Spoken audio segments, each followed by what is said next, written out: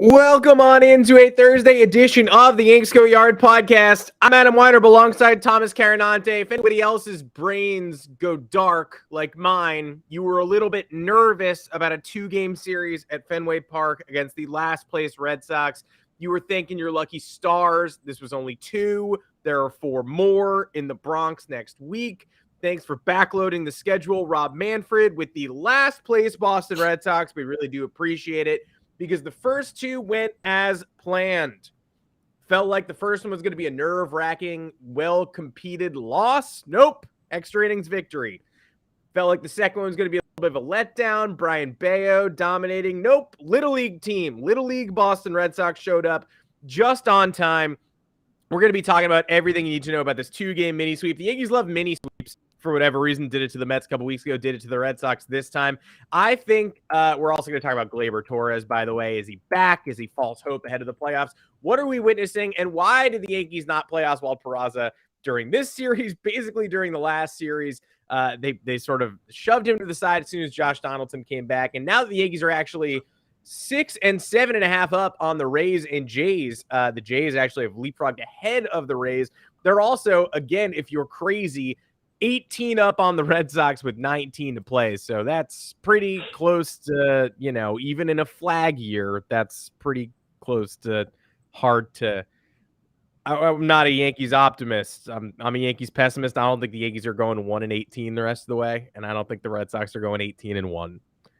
The only Boston team that goes 18-1 is the 2007 New England Patriots. Thank you very much. But I think we'll talk about the ins and outs of this series, why Peraza didn't play, why Oswaldo was so impressive in right field, why the Yankees bats came up clutch mostly because of Gleyber. But I do want to read, before I toss it to you, Thomas Carinante, this is where Red Sox fans are today. This is Boston Strong 34. The Red Sox fandom Twitter account's pretty outspoken all the time, criticizes the team, almost never says, hard to watch when they're like 20 games over 500. So the Red Sox are perfect, but also they're the worst team to ever exist. Classic Red Sox fandom. They tweeted, the Yankees and their fans can celebrate all they want, but if I were them, I would be worried. Barely beating this team that played like an MILB affiliate shouldn't be a cause of celebration. Counterpoint, we won twice. Also, counterpoint, everyone knows what the Red Sox are. Nobody's celebrating. They're just leaving the stadium with 2 wins. There's a difference. And counterpoint 3, you can find me a Yankee fan who hasn't been panicking since the middle of July. We're already nervous. Nobody is penciling this team into the World Series. They're slowly winning back our trust. The last couple of games, stretching back to the Rays series, they've started to right some wrongs from 2.5 months ago. Nobody is still front-running, claiming the Yankees are going to blitz through the AL postseason all the way to the World Series. We're just excited because we're winning games we haven't won in a long time, and we're excited because the Red Sox are worse off than us. And you'd celebrate that if you were in the opposite position. Make sure to find us on Apple Podcasts, Google Podcasts, Spotify, wherever you get your podcasts. Drop us those 5-star reviews, mailbag Qs. Happy to answer them. More happy than ever to answer them. The Boston Red Sox, again, they always play to the rivalry. Names on the back of the jerseys doesn't matter. Baseball cards doesn't matter. Rosters doesn't matter. The 2012 Red Sox, the worst Red Sox team we've ever seen, will ever see, like a 60-win team under Bobby Valentine. They beat the Yankees in the middle of September at Fenway. Fenway's a house of horrors no matter who's on the Boston Red Sox roster. And the Rob Manfred free base runner only makes it worse. It's basically an automatic rally starter for a team that already believes they're never out of it in any game. So 7-4 going to the bottom of the 10th. That guy's starting on second base, and the top of the lineup's coming up. You're crazy if you think that one's over. Yankees still had to do some gymnastics to get out of there, and they did. That's what's important. No one's dancing around. Nobody's celebrating. I would have been happy with a split. I was worried about losing them both, and hey, we won them both. Thomas Carinante, welcome to the podcast. Yankees on a 4-game winning streak. We love it. No one's celebrating. I shouldn't say that. We know the worst of the worst are probably celebrating, talking shit to Red Sox fans.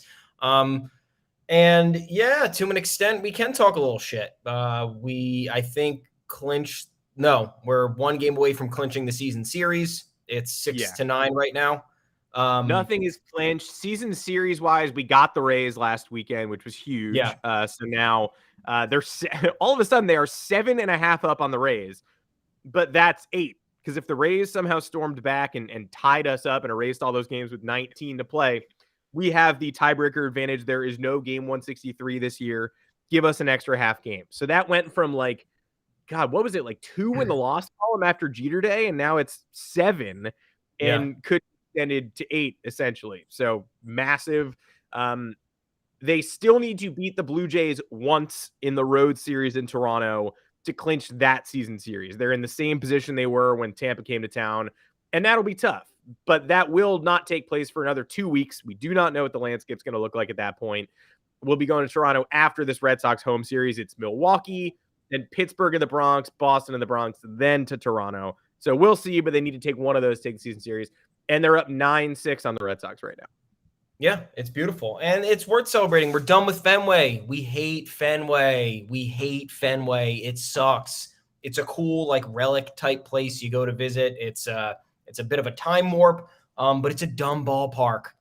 You got outfielders standing there waiting for the ball to hit the top of the green monster. You have Xander Bogaerts accidentally hitting a pitch out to, honestly, how far was that? That was just as short as Benintendi's like 303-foot home run, however many years ago.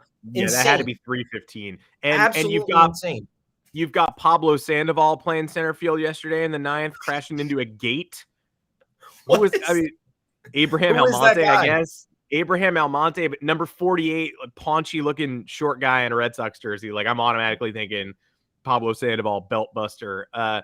Yeah, Alex Cora yesterday, I don't know what that was, but like, midway through a game that was like, it was a 3-1 game, he started just subbing in. Like, the stars stayed, Devers, Bogarts were still in the lineup, but he put in Casas, who didn't start, and then he put in Abraham Almonte in place of Ref Snyder, like, just for shits and gigs. Like, Ref Snyder's hitting 300 this year, and the Red Sox are now, again, if you check like I do, because you're insane, they're 11 out of a playoff spot with 19 to play. Not good, not looking good for them.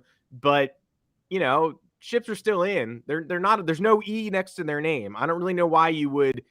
Abraham Almonte is not going to be on the team next year, but instead they put him in. He gave the Yankees an extra run. Appreciate it. Thank you. Yeah, I don't know what this team is doing. And once again, worth celebrating. What are the Red Sox doing? I don't see a Red Sox roadmap for the next few years, and I probably will be wrong because they end up figuring it out anyway. But this is pretty bad. This is pretty bad for them. You have to probably come to terms with them. Boston fans have to realize they're losing Xander Bogaerts in the offseason unless there is some wild, acquiescence there, and I'm not sure there's going to be.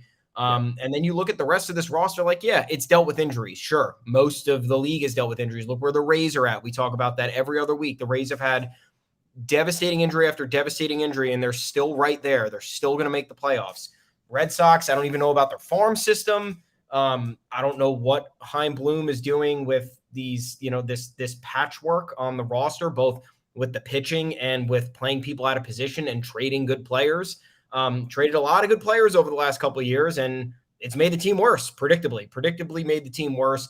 Last year will prove to be a fluke, just like the Giants 2021 season. I think that we all know that both of those teams punched way above their weight when they had no business doing so.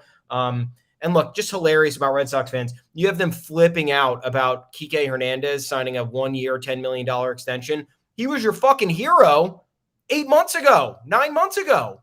This guy couldn't be stopped. Actually, no, it's closer to 11 months now. The calendar's moving, but guy had historic postseason, Boston folk hero, Kike Hernandez. Let's get him under a lifetime contract. Now he's injured this year and has trouble staying on the field. And it's like, oh my God, I can't believe this guy's back and we're not signing other players who deserve the contract. It's like, what do you want? You want someone to just serve you for 5 games and then, the second that they can't, they're gone. It's why Boston fandom is the worst. And it's why they always try to shift the narrative, right? It's like, oh, we just kind of got our asses kicked by the Yankees by them outplaying us, by us making bad mistakes, by our manager not really being sharp, and by our general manager's moves clearly proving to be largely inefficient and not that effective. And then your takeaway from that series is like, but I'd be worried if I were the Yankees. Why? You're not the Yankees. You don't have to worry about us. You can worry about yourselves. You can worry about how the rest of the season's going to go. You can worry about what your next 5 years is going to look like. You don't have to. We're doing the worrying. You could tune in here. We're going to worry after winning this 2-game series. We're going to worry after getting a bigger cushion in the division. I don't like the way the bullpen looks. I don't like that Josh Donaldson's still playing. Bat flips onto the infield yesterday, hits a pop-up to center field. Like, what is going on? There's plenty of things that we've worried about. You guys can worry about yourselves, worry about your future. You can hype up everybody you want to hype up. It's not going to change the result of anything. We win the season series, that'll just be the end of the story, and that'll be obviously pleasant. And guess what?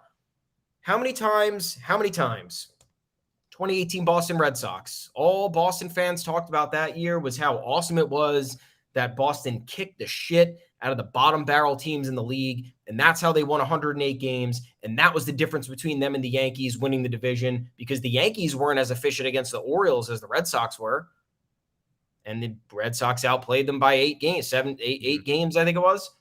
Yeah, Yankees beat some more bad teams than you're talking about a tighter race. You win 108 games, though, that's pretty much going to determine it. So Red Sox fans love when they beat up on shitty teams, but when they're the shitty team and the good team beats up on them, it's like, wait a second. I wouldn't be that excited about beating up on shitty teams. You guys should be worried about what's to come in a month from now. What are you worrying about what's happening right now? We have to worry about what's happening right now, fellas, ladies, because we need to win every game. We need to extend the division lead. We need to get healthy at the right time. We need players getting the right amount of reps before the playoffs start. It doesn't matter who the opponent is. It's Major League Baseball. It's teams. We've seen what happened. I don't know. I've been watching a lot of baseball, but my head's completely out of place now. We had the Angels smack up on the Guardians for a few games. I know obviously Mike Trout is back and whatnot, but you have these disparities where there's playoff teams facing clearly inferior opponents, whether there's a few star players on the roster or not. Right in our backyard. Right in our backyard. How about the Cubs versus the Mets? How about the Nationals versus the Mets? How about the Mets and their easy schedule, losing series after series? Padres. 7-8 since the Timmy Trumpet thing. Like, am I saying the Mets are doomed? No. But not good. The schedule is not good. Strength of schedule is only as good as you make it, and as good as well as you play.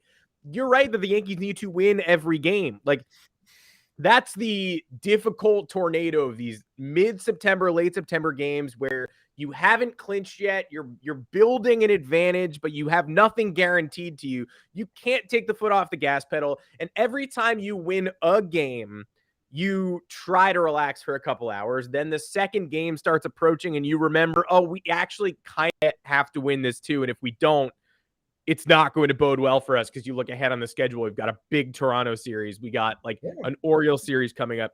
So you win the first game at Fenway.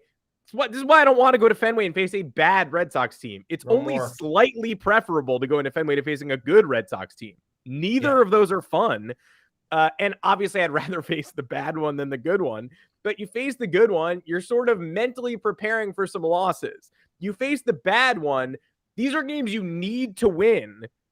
But you know they're going to throw their best fastball, and you know the bases are going to be loaded in the 8th, and you know the Yankees are going to have chances to extend their lead, and they won't. And you know the ballpark's going to shrink when the Red Sox are up and expand when we're up, because that's just what happens at this stadium. All these games are going to be tougher than they need to be. To a good team against a bad team, and we still go to extra innings, and it still goes from 7-4 to 7-6. A bad team against a good team, and we still have a 3-base error, and the Yankees don't even get a shutdown inning the next half inning. Goes from 3-0 on the most hilarious play you've ever seen to 3-1 because Connor Wong hits a 2-out ribby double. The Yankees won both of these games. That's all that's important. They had to. These were never going to be easy. The first one was a 9 out of 10 on the difficulty scale and like a borderline Yankees classic. The second one was like, I don't know, a 7. Wasn't that much easier. Bases loaded, 1 out for Rafael Devers, down 3 in the 8th. That's what you're talking about with the bullpen. But the mentality of, you guys shouldn't even be happy you won because we're not very good. Like, you're not watching the rest. That's self-hate for self-hate's sake. You're not watching the rest of baseball. And you're not thinking about what Yankees Red Sox is every year. And maybe Red Sox fans are still salty. 2016, we ruined your season. We were bad. You were good. You're trying to clinch, and you do. The Red Sox, one of my favorite Yankee games that didn't matter of all time. Yankees are bad. They made a playoff push in August and September when they called up Gary Sanchez, but they were bad. And by the end of September, they're obviously eliminated. Red Sox come into Yankee Stadium. They clinch the AL East by, somebody else beat someone and helped them into the clinch. So they clinch in the middle of the final game at Yankee Stadium. They don't even have to win anymore, but they're up. I think it's 3-0 in the ninth. Joe Kellyan, it leads to a Mark Teixeira walk-off grand slam. And so they clinch, they lose. They're kind of looking around though, going, that was actually pretty bad, I think. Wait, that's not good, right? And then they go into the ALDS, get swept by Cleveland. They don't win. I don't think they won a game again after that. And so that's the, hey, we should worry moment. Like, hey, did the Yankees just steal our souls a little bit? Beating the Red Sox at Fenway twice is not going to make me worry any more than anything else that's happened in the last 2 months. They blew some games at Fenway. Tommy Pham walked us off. There have been some really unpleasant Yankee Red Sox moments this year that have made me question things. 2 games sweeping you in a series that could have gone much worse is not one of them. Yeah, no, I just don't like or understand the discourse there, and that's why Red Sox fandom is the most frustrating, because they are not dialed into what else is going on around baseball, right? They're just narcissists, and they're dealing with whatever's in front of them. That's why we got is Aaron Judge going to sign in Boston stories this week? Why? I mean, thanks for asking him, but you trade Mookie Betts, you don't re-sign Bogarts, you don't extend Devers. If the Red Sox are coming off 2 off seasons of signing Manny Ramirez and signing Curt Schilling, then it's a fair question to be like, is Aaron Judge next? The ultimate trump card? But Chaim Bloom never signs anybody. He's going to pay an over 30 Aaron Judge $330 million. That's his move. If he offered him the most money, I'm sure Aaron Judge would consider going there. But I mean, that's what's that? One of the 5 worst contracts in baseball history. If he does that and doesn't do the other things, Mookie Betts is gone, an inner circle Hall of Famer. He's gone. Yeah. You didn't want to pay him. You're going to pay an older, more likely to break down version of Mookie Betts. Is that what I'm hearing? Or is this just the Red Sox fans, again, being the center of the universe, saying, it is. Ooh, the biggest free agent's in town. Let's just ask him if he wants to come here, because who wouldn't want to come to Boston? Because what's the evidence? Aside of what you just said, right? All that stuff lines up. There is nothing. There are no crumbs. There's not one single crumb suggesting that the Red Sox would even dream about entertaining Aaron Judge. And then Aaron Judge hits 2 home runs. What does that mean? Hey, Aaron, you hit 2 home runs in Fenway Park. Does that change what your free agency situation is going to look like? What do you think? How about Boston? It's look at Judge's splits at Fenway. They're bad. They're really not good. And I know it's because he's facing the Red Sox and he's not there for 81 games. So that might change. But you look at the numbers, you look at the postseason success, Judge, okay, nothing crazy, solid stuff. You look at the Fenway numbers, there's nothing there. There's nothing there outside of the viral pic from fucking 7 years ago of Judge wearing a Red Sox shirt, playing beer pong at a party with foam on his shirt, with foam on it after playing beer pong and with his arm around some chick. And that's all you got. Probably was, maybe partying and was like, hey, man, I need an extra shirt. And his buddy was like, hey, I got a Red Sox shirt. You want to trash it with beer and cigarettes? He's like, yeah, dude, totally. That's awesome. Again, but no evidence. No inkling that this would be a thing. Is there any inclination the Red Sox are going to spend? You tell me, guys. You tell me, Red Sox fans who are so upset with Chaim Bloom, who are so upset with the ownership group that has a stake in Liverpool but doesn't spend money on your team, and you're constantly mad and pissed off at them for not making the moves that you want, but now all of a sudden Aaron Judge is a possibility. Aaron Judge is a possibility after you tore down a World Series team. For what reason? Again, what reason did you do that? We still don't know. That team would still be a contender. This team has Mookie Betts on it. This team is 7 or 8 games better. That's just math. That's how WAR works. That's how it all works. Team's way better. He's 4 WAR up on Verdugo right now. So Alex Verdugo, you guys love, all right, you got a 280 hitter with no power for Mookie Betts. Cool. Great. And a bunch of prospects who Connor Wong's here. Great. Jeter Downs wasn't really that impressive. And then he got injured. They decided to pass on Bruce Gratterall, who's really good, but also always injured. So it doesn't really matter. Either way, The package didn't make any sense. It didn't prepare the Red Sox for the future as maybe glowingly as they had believed at first.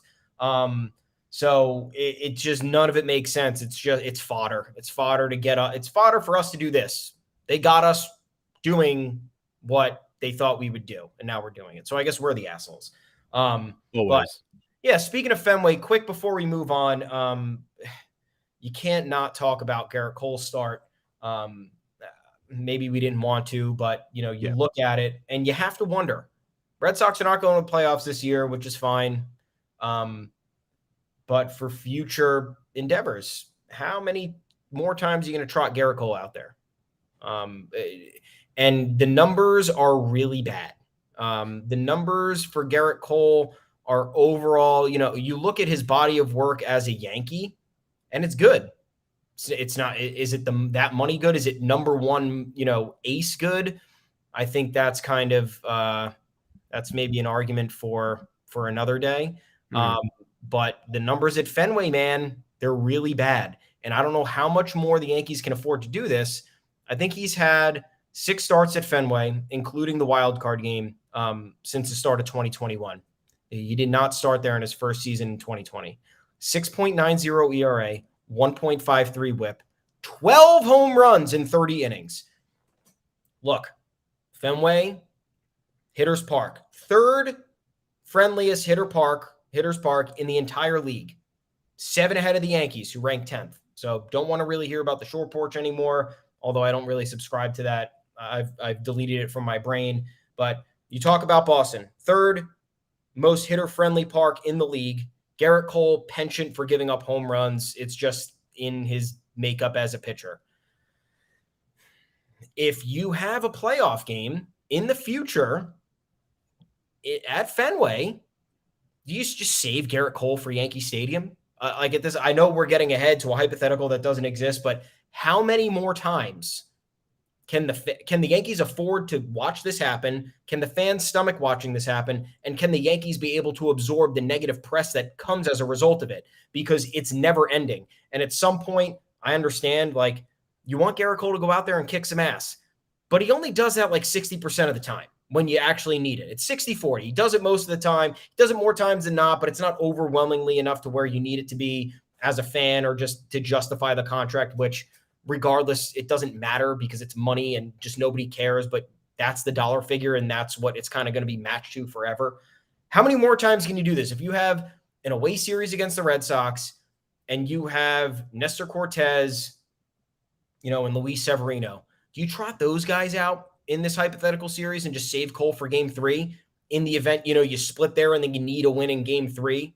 Like, at this point, I know they won the other night and they bailed out Cole, and that took a lot of the heat off of him. He gave up 3 home runs, 4 earned total in 6 innings. He struck out 10, which is great, but his makeup as a pitcher and his deficiencies are bad for this ballpark and are bad for the rivalry. He can't, the narrative aspect of it to the mental game, I think it's a lot because you've seen him unravel. Billy Crystal pitching at the bottom of the Blue Jays lineup, game not starting on time, umpire taking too long to throw the ball back. Like it's crazy stuff how this happens, and you can't put him in a pressure cooker that is Fenway Park.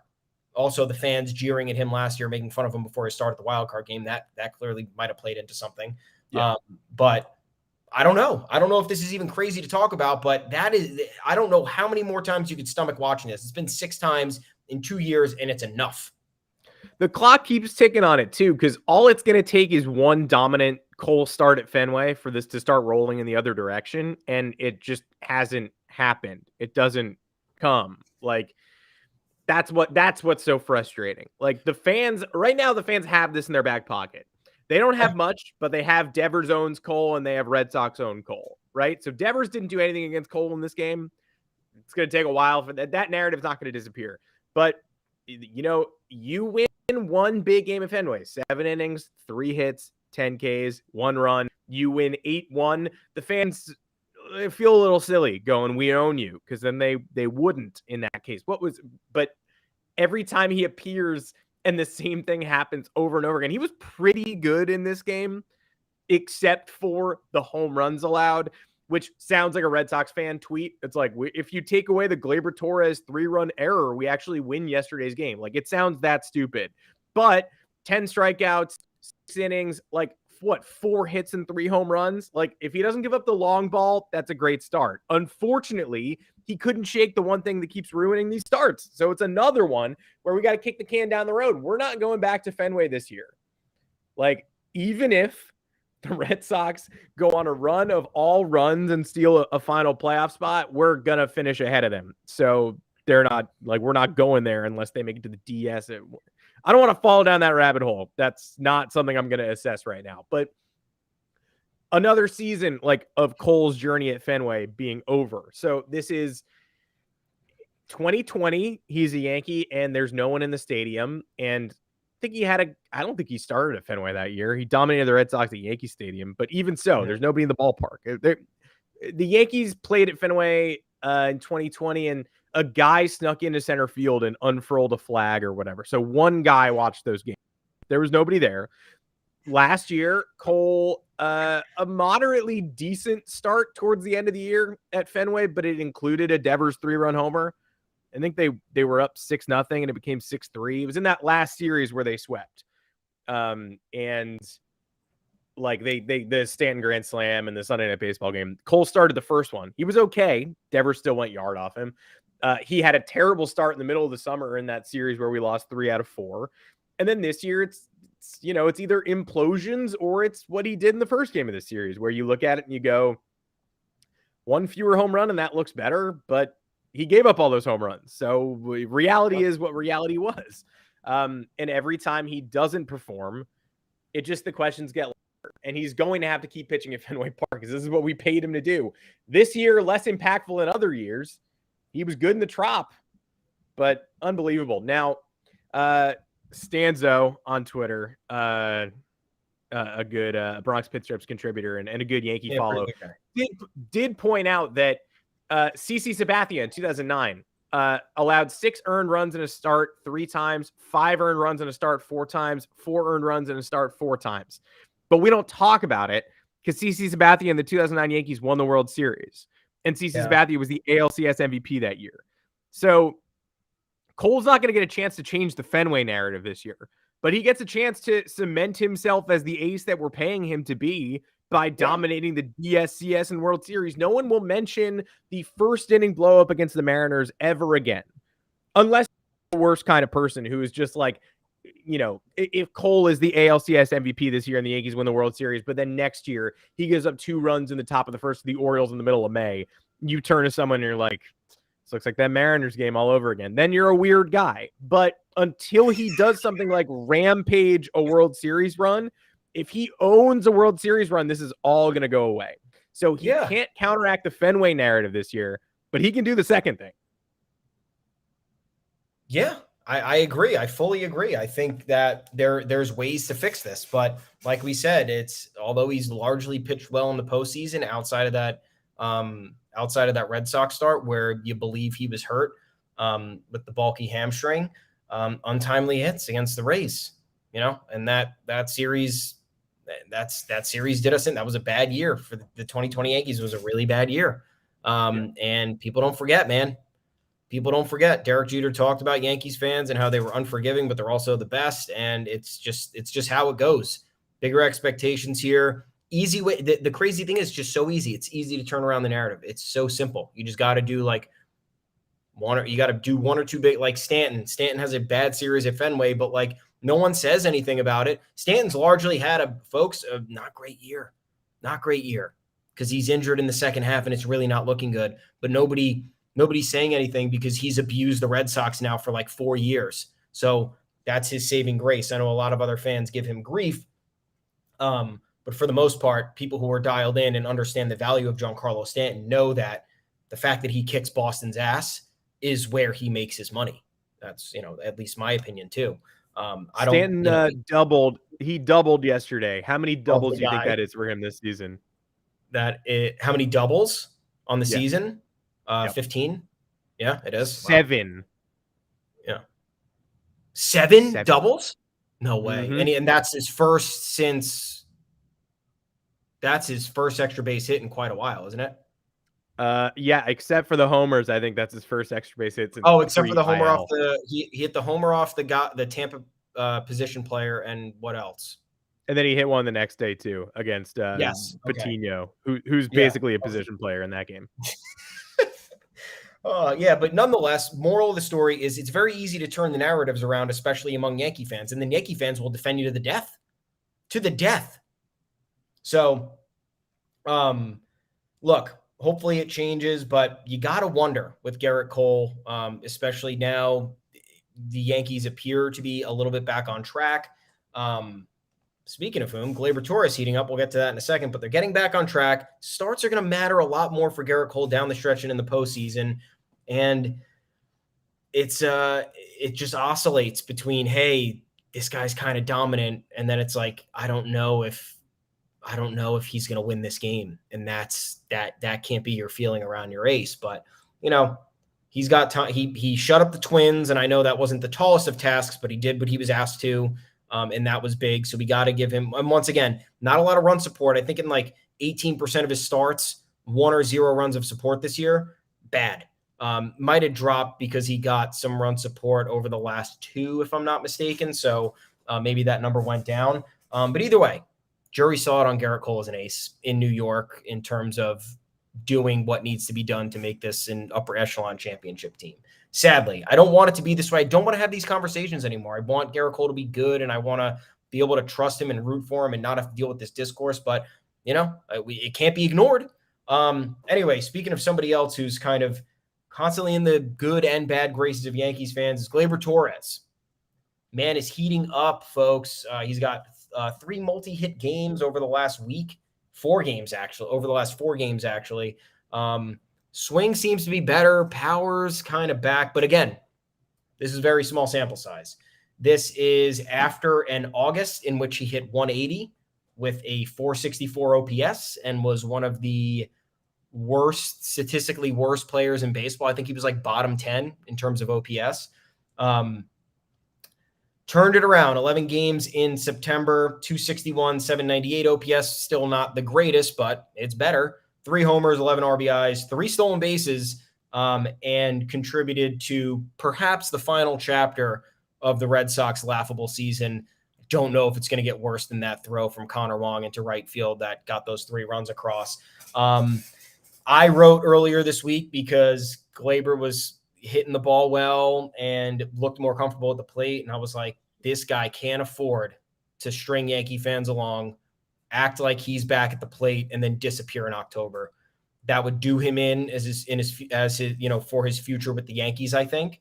And it's a difficult subject to talk about because when anyone's departing, it's not the easiest to kind of discuss, but he was mentioned in trade talks at the deadline. There were rumors about maybe trading him last year. Fans definitely wanted him out last year after that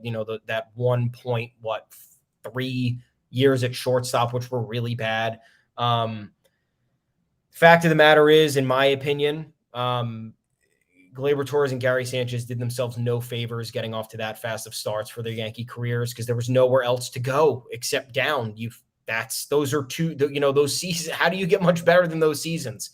You get much better than those seasons and you're fucking Barry Bonds. So it's like, but then again, the way that they both cratered is like, okay, fine. Some fans are reasonable. Okay, we're not going to get 2018, 2019 Gleyber Torres, but can we get middle of that? Can we get not detrimental and, life-altering play for, 6 weeks? We can't afford that. But now he's coming back. It's kind of changing the complexion of this lineup, and I think he is the key. That's what I've kind of believed is if he's hitting and he's a threat at the plate, this lineup lengthens and lengthens and lengthens, and opposing pitching has so much more difficulty because they have to pitch to more people. And that's the name of the game. Look at this lineup when, when pitchers decided to walk Aaron Judge for that short period of time where they seemingly learned their lesson, but then stopped doing that for whatever reason. The lineup couldn't score runs. Aaron Judge was the only guy producing anything. But Torres slightly back. It's great timing. Playoffs are in 3 weeks. What do we think? What do we think? We think that the Gleyber Torres opposite field swing on a fastball bearing in on him is one of the most beautiful swings the Yankees have available to them. And when it's gone for like 2 months, it's like, where did it go? How did you forget to do that? It's like such a tool in your toolbox. When he's oppo focused, it seems like it's so easy for him to just take that fastball bearing in and spray it to right center. Did it yesterday against Bayo. That was like 96 center cut, but he did it against Juris Familia. That's like that guy sucks, but that's like a 98-mile-an-hour sinker bearing in on his hands, bases loaded, 2 outs, extra innings, top 10, need a run, need 2, or else you're not going to survive. He gives you 3. He takes that fastball and sprays it into the gap. Everybody comes home and scores. Esteban Florial doing the dive. So like, how much can we trust Gleyber? Still not much, because he was doing this in April, May, June, and portions of July, and then completely forgot how to do it for a month plus, and now he's back.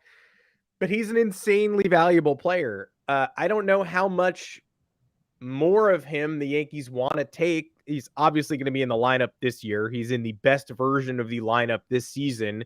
Yeah. But knowing the sort of, the fact that his mental state could take such a hit from trade conversations, he's about to have an offseason full of trade conversations, whether he gets dealt or not. He's certainly going to be thrown into plenty of packages. And I wonder, like, we saw maybe it was a 1-day shock thing. It was like he didn't expect to be in the deadline talks because he was a borderline all-star, but then suddenly he was, and it was like, wait a second, do they want to send me to Miami?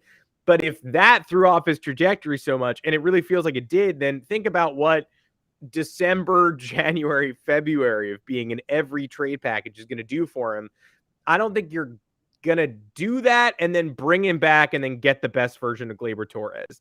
Yeah. And I think Oswald Peraza, who we'll talk about in a bit, and Anthony Volpe and Oswaldo Cabrera have done enough that they deserve significant playing time next year at the big league level. I don't know how much AAA Volpe you want. I know he's not going to open the season on the roster, but I don't know how much longer you can wait. I also know that the best version of IKF so far has been third base IKF. Even that was a very limited sample size, but it was pretty helpful. IKF has actually been pretty good for a month now. No matter where he plays, he's turning himself into a valuable commodity too. But Oswaldo Cabrera has got to be playing a lot for the 2023 Yankees. He shouldn't be the starting right fielder. You got to have somebody else in that role. He's an infielder. He's an outfielder. He's not an everyday right fielder. He's not hitting 35 bombs next year. So IKF and Cabrera as utility guys. By the middle of the season, Peraza at short and DJ at third and Volpe at second is a hell of a team. Whatever you need to do to get there. I would say Gleyber Torres is going to have a really tough time fitting in on the Yankees next year, especially after an entire offseason hearing his name thrown around everywhere. That said, there is a beautiful version of Gleyber that can be unlocked. And there's a reason people think he is a threat with RISP. It's because of swings like Tuesday and Thursday. It's because he shortened up on the ball and tagged balls into the gap. That's an unstoppable swing when he's got it working. You can't attack him. What are you going to throw him sliders low and away?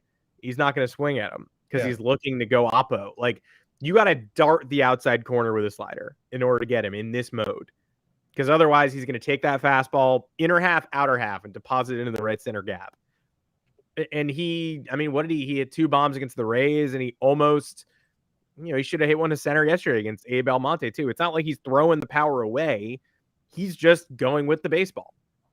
Yeah. And this approach is extremely valuable. Next year, I don't think so. And I think all he's really done for next year is raise his trade value.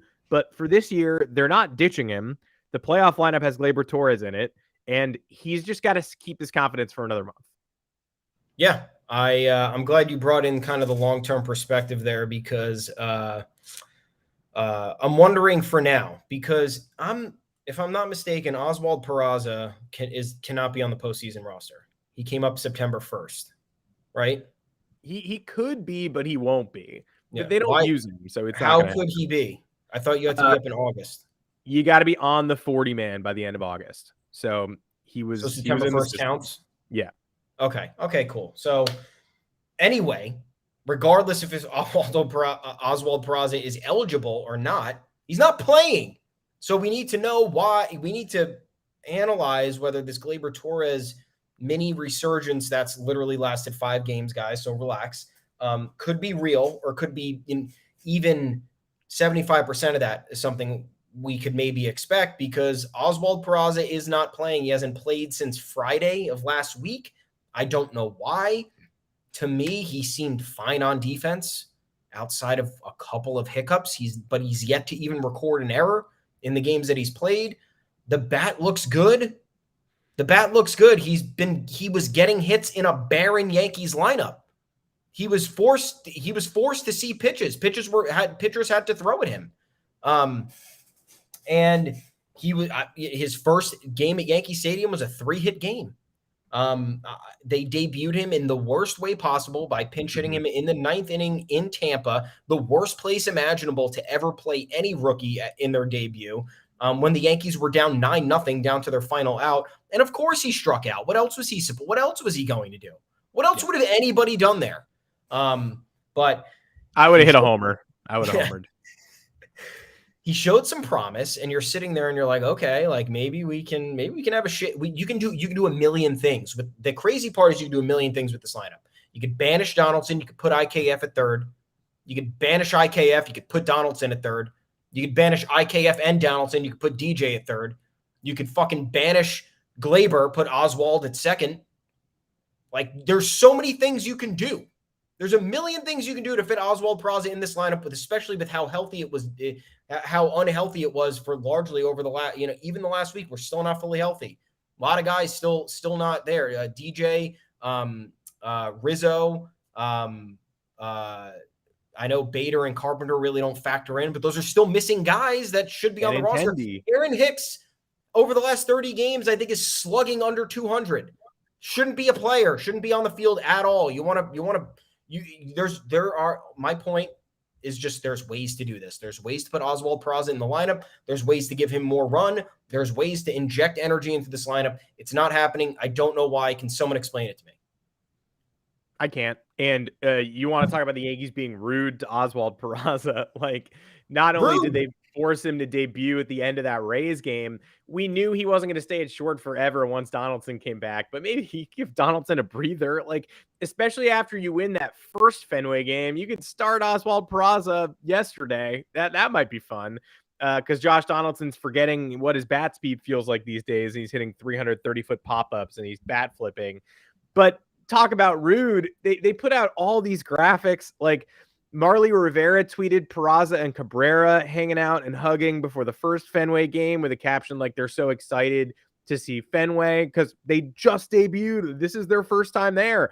The Yankees tweeted something about Venezuelan pride with Marwin and Peraza and Cabrera and a fourth player all like hanging out in front of the in front of the scoreboard. And it's like, you didn't even, I mean, thanks for celebrating, but you didn't even give him a chance. He didn't sniff the field. We can't be putting him in the 9th as a defensive replacement yesterday. Up 5-2. 5-2 is not enough for you to give Oswald Peraza some run. Like, I guess there's value in him sitting on the bench the same way there was value in, Derek Jeter sitting on the bench in 95. Yeah, Venezuelan roots for Hispanic Heritage Month. It's Gleyber, Oswald, Oswaldo, and Marwin, like all yucking it up at Fenway. But like one of those dudes was borderline a spectator for this entire series.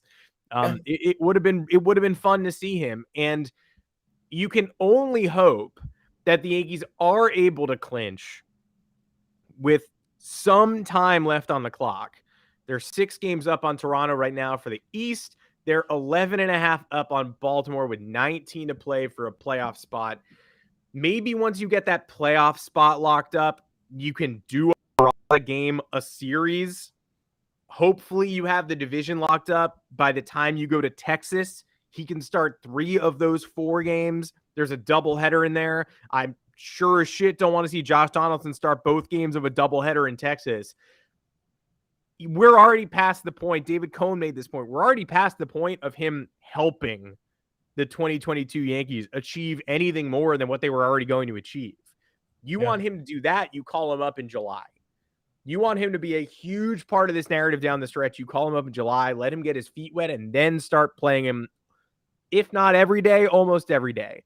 That ship has sailed. He's not going to be on the playoff roster. Whether you think he's one of the best bats or not, Marwin Gonzalez is going to be there. He's not going to be there. So that ship has sailed. All you can ask for him moving forward is to just show us something in exhibition type baseball. So at the very least, hopefully they get the clinch together in the relative, next couple of days, and we actually get to see him get some real run. Yeah. I mean, I guess I shouldn't fully complain because it's nice that he's here. And it's nice that he gets to be around the guys, and it's nice that he might get to see a clinch, and be around a winning team. But then again, he was kind of impressive. So why would you not try to see what else he can bring? Why couldn't he be a surprise postseason player? Like, I don't understand. Like, why is that off the table? Why are we still running? I mean, once again, I don't think IKF is the problem. I think Donaldson's more of a problem than IKF. Yes. I think Aaron Hicks is a giant problem. Like, if you got rid of Donaldson, Hicks, and Chapman today, not a single Yankee fan would care. Not a single one. Maybe one. Maybe four. Maybe the family members of these people would be the only ones who cared. And the friends. Like that's it. But it's the weird unwillingness for the Yankees to push the envelope to just maybe get better, maybe take a risk to get better. Like, the risk you take is trading Jordan Montgomery for Harrison Bader. That's the risk. It's not even a fun risk. Like, take a fun risk. Take a risk where you see a guy make an impression, clearly know that he's excited to be here, clearly know that he fills a position of need for you when you've been struggling in the middle infield mightily, and you're just going to watch the asset just hanging out, not doing anything. Look, I could be wrong. This alignment now with the Yankees getting healthy could actually be fine. Who knows? Watch Donaldson heat up, have a fucking run at the end of the season and, into the playoffs and make all of us look stupid. Like, we know the possibilities there are very much realistic.